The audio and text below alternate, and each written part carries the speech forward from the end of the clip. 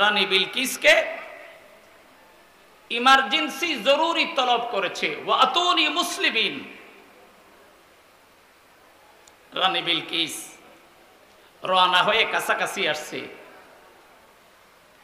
সুলাইমান আলাইহিস সালামের একটা খাহেশ। কি খাহেশ? যে রানী বিলকিসের একটা সিংহাসন আছে, ওয়ালাহা আরশুন আযীম, 7টা প্রাসাদে সশস্ত্র বাহিনীর নিচ্ছিদ্র নিরাপত্তার ভিতরে রাখা। আল্লামা নজির আহমদ সাহেব বলছেন 80 গজ লম্বা, 40 গজ প্রস্থ, 30 হাত উঁচা। সুলাইমান আলাইহিস সালামের খাহেশ হলো এই সিংহাসন আমি চাই। হায় হায়, হাজার হাজার মাইল দূর থেকে টনে টনে ওজনের ইয়াকুত, জবরজাদ, মণিমুক্তা, স্বর্ণ, রৌপ্য, তাফসীরের কিতাবে লেখছে 10টা ধাতু দ্বারা রানী বিলকিসের এই সিংহাসন বানানো। কিন্তু সুলাইমান আলাইহিস সালাম বললেন, আমি রানী বিলকিসের সিংহাসন চাই। কে আনতে পারবা বলো? তো সুলাইমান আলাইহিস সালামের সামনে এক শক্তিশালী দেও ছিল। قال عفريت من الجن أنا آتيك به قبل أن تقوم من مقامك وإني عليه لقوي أمين।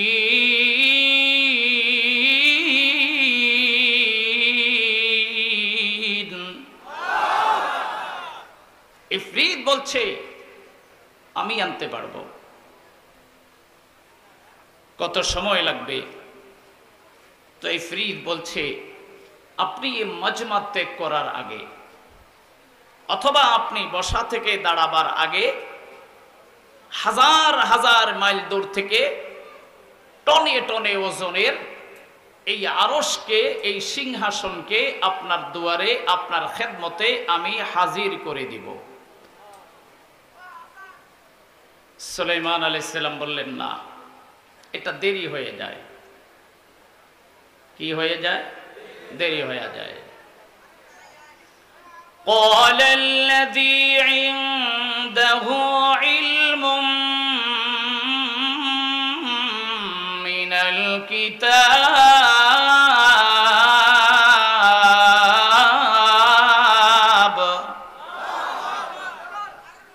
হ্যাঁ, এবার কোরআনওয়ালা কাজে লাগছে।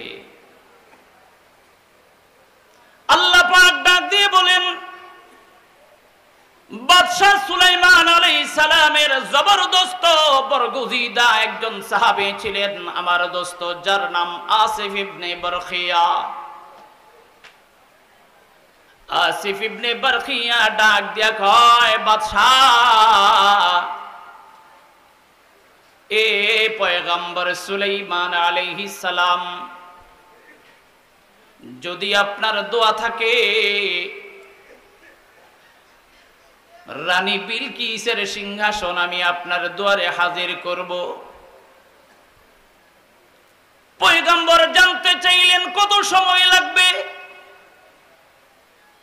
আসিফ ইবনে বরখিয়া বলেন, হে পয়গম্বর, ভালো করে শুনবা, শক্তিশালী দেও বলেছিল এই মজমা ত্যাগ করার আগে, আপনার দরবার ভাঙ্গার আগে আপনার কাছে আমি পৌঁছে দেব। এবার কোরআনের একজন আলেম, তৎকালীন জমানার আসমানি কিতাবের আলেম আসিফ ইবনে বরখিয়া ডাক দিয়া কয়, পয়গম্বর, আমি আনতে পারবো, তবে সময় কতটুকু লাগবে?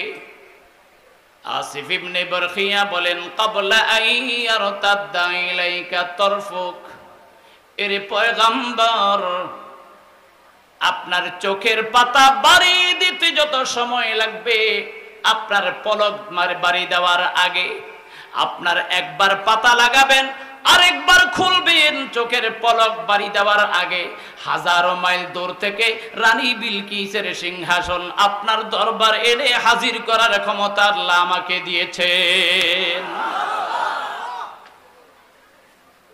চোখের পলকের ভিতরে। আল্লাহু আকবার। আমি আপনাদের কাছে জিজ্ঞাসা করি, আজকের পৃথিবীর সবচেয়ে বড় অত্যাধুনিক সরঞ্জাম, সবচেয়ে বেশি দ্রুতগামী যান, এই যানের নাম হচ্ছে রকেট। নাম কি? ঘন্টায় 14,000 মাইল চলে। আর কিতাবে তো আসছে সুলাইমান আলাইহিস সালামের দরবার থেকে রানী বিলকিসের সিংহাসনের দূরত্ব প্রায় 3000 কিলোমিটার দূরে। 3000 কিলোমিটার দূরের সিংহাসন, 7টা প্রাসাদের নিশ্চিদ্র নিরাপত্তায় রাখা, সশস্ত্র বাহিনীর চোখে বৃদ্ধাঙ্গুলি ঢুকায়া 7টা প্রাসাদের 7টা তালা ভেঙ্গে রানী বিলকিসের সিংহাসন চোখের পলকে আনা আজকের পৃথিবীর আমেরিকার জো বাইডেনের দ্বারাও সম্ভব। আরো জোরে বলেন, ভারতের মোদির দ্বারা সম্ভব, সিংয়ের দ্বারা সম্ভব, অং সান সুচির দ্বারা সম্ভব, ব্লেয়ারের দ্বারা সম্ভব, পৃথিবীর অত্যাধুনিক কোন সরঞ্জামাদির দ্বারা সম্ভব, দুনিয়ার কোন মেশিনের দ্বারা সম্ভব। রব্বুল আলামিন প্রমাণ করেছেন যদি সম্ভব হয় সেটা আল্লাহ পাকের কোরআনের আয়াতের দ্বারা সম্ভব। আল্লাহু আকবার বলে। শুরু হয়ে গেছে তদবির করা। আল্লাহ পাক রব্বুল আলামিনের পাওয়ার, কোরআনের যদি এত পাওয়ার হয় তো এই কোরআনটা কার কিতাব? কার কালাম? ওয়া ফাজলু কালামিল্লাহি তাআলা আলা সাইরিল কালামি কা ফাজলিল্লাহি আলা সাইরিন নাস। আল্লাহর যেমন মর্যাদার ইবতিদাও নাই, ইন্তেহাও নাই, শুরুও নাই, শেষও নাই, তো রব্বুল আলামিনের কালামের মর্যাদারও শুরুও নাই, শেষও। সুবহানাল্লাহ পড়েন। আসিফ ইবনে বরখিয়া পারমিশন নিলেন।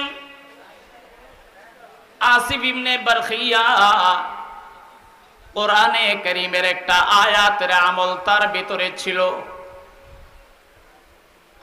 যেটাকে তাফসীরের ভাষায় বলা হয় ইসমে আজম। কি আজম? আরো জোরে কোন? ইসমে আজম। আসিফ ইবনে বরখিয়া মুরাকাবায় বসে ইসমে আজম পড়লেন। ডাক দিয়ে বলে, মালিক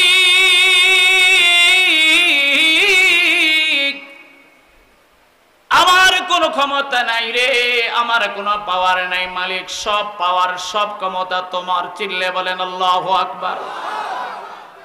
সর্বময় ক্ষমতার মালিক কে? আরো জোরে কোন? যদি বলেন সর্বময় ক্ষমতার মালিক জনগণ, তাইলে ঈমান আছে না গেছে? আরো জোরে বলেন আছে না গেছে?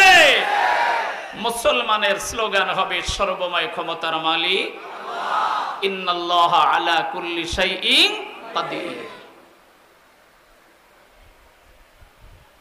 আসিফ ইবনে বরখিয়া কোরআনে কারীমের একটা আয়াত তেলাওয়াত করলেন। ভাইরে, আসিফ ইবনে বরখিয়া আয়াতটা তেলাওয়াত করে আল্লাহকে ডাক দিয়ে বলেন, মালিক